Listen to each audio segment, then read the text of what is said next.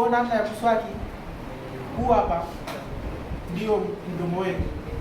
Ndio hivyo, hii ni modo. Hii ni taa ya juu na hii ni taa ya chini. Hii taa ya juu ndio tunaanza nayo, sawa?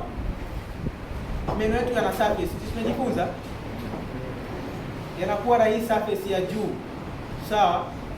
Yanakuwa na surface ya chini, palato, sawa? Yanakuwa na hizi surface za kung'atia. Tumejifunza zinaitwaje? Occlusal surface, sawa? Yanakuwa na mesial na distal, sawa? Kwa hiyo meno yetu yanakuwa na surface takriban 5. Kwa hiyo unapokuwa unasukutua lazima uhakikishe kwamba kila surface umeifikia vizuri, sawa?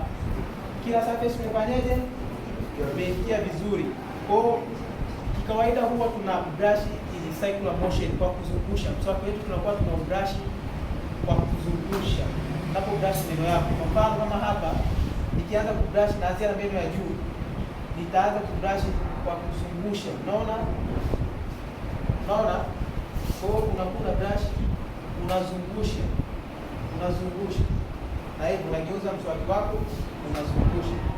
Sio ile wa kubrush, unapokuwa brush ile horizontal unakuwa unasababisha majeraha kwenye fizi yako, sawa?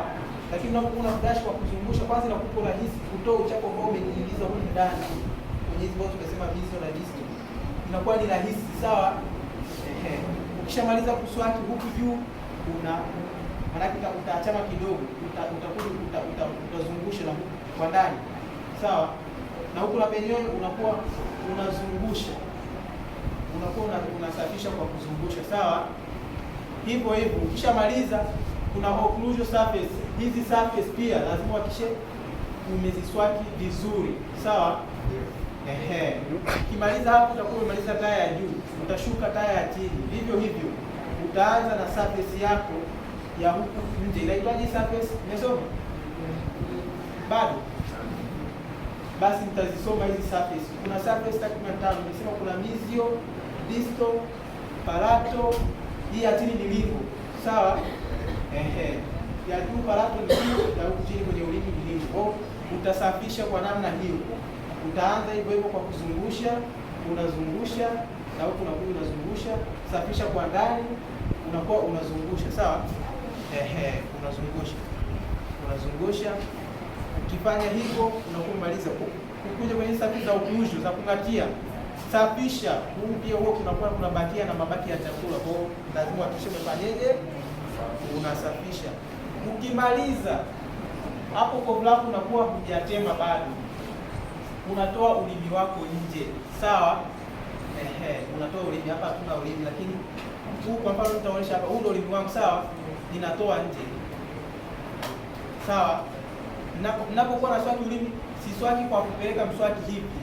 Maana yake ninapokuwa nafanya hivyo na ule uchafu ulio kwenye ulimi na usikilizio na rudi huko nyuma. Kwa hiyo hautatoka. Mwisho wa siku utajikuta na swaki vizuri lakini unatoa kinywani. Kwa hiyo unatoa ulimi nje, alafu utaswaki kwa namna hii. Sawa, unaingiza mswaki ndani na unasafisha kuja nje, sawa? Ukimaliza ndipo utakapotema povu lako. Ukimaliza kutema povu, usisukutue hapo. Maana ukisukutua hapo ile dawa inatoka, inakuwa bado haijafanya kazi. Iache at least dakika 5, baadaye unaweza ukaswaki, baadaye unaweza ukasukutua.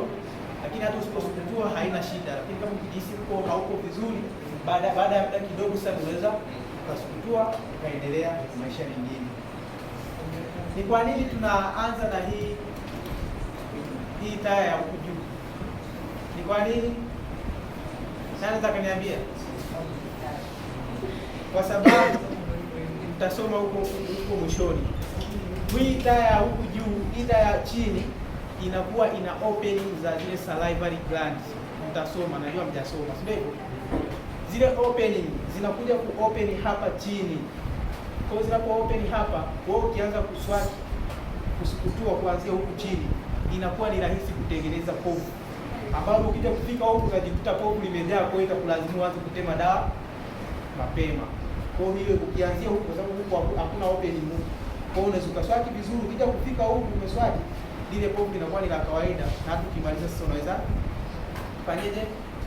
Ukatema. Kwa hiyo ndio namna sahihi ambayo swaki, namna sahihi ya kusukutua meno yako. Sawa?